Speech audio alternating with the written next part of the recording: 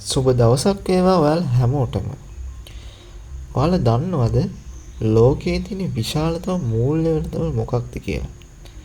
හිතන්න ලෝකයේ තියෙන ඔක්කොම ස්ටොක් මාකට් එකතු කරත් මේ මාකට් එක ඊට වඩා විශාලයි.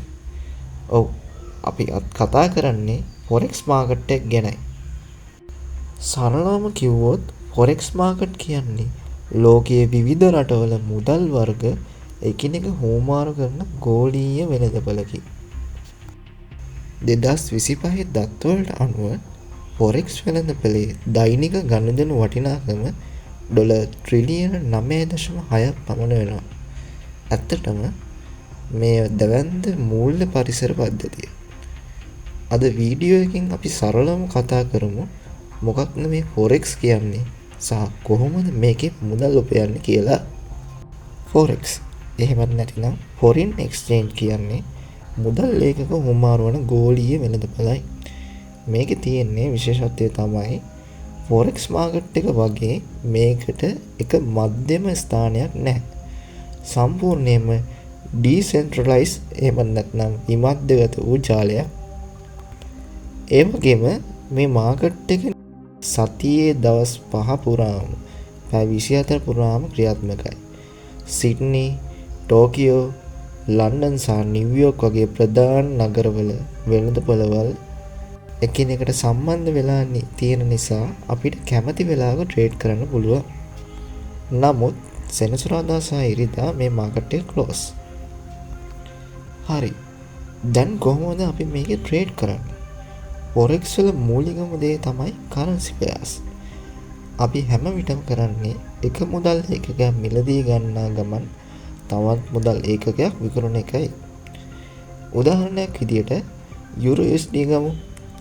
මෙතනදී යුරෝ කියන්නේ බේස් කරන්සි එක. ඩොලර් කියන්නේ ක්වාඩ්‍ර කරන්සි එක. අපි මේක බයි කරනවා කියන්නේ අපි හිතනවා ඩොලර් එකට සාපේක්ෂව යුරෝ එකේ වටිනාකම වැඩි වෙයි කියලා. ඔබේ අනාවැකි හරි ගියොත් ඔබට ලාභයක් ලැබෙනවා. වැරදුනොත් පාඩුවක් සිදු වෙනවා.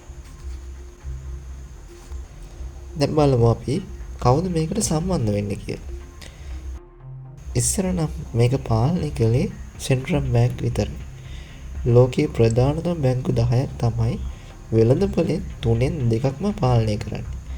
නමුත් තාක්ෂණයේ දියුණුවත් එක්කම දැන් අපි වගේ සාමාන්‍යයට, ඒ කියන්නේ රිටේල් ට්‍රේඩර්ස්ලට ගෙදර ඉඳන්ම ඔන්ලයින් ප්ලැට්ෆෝම් හරහා මේකට සම්බන්ධ වෙන අවස්ථාව ලැබිලා තියෙනවා.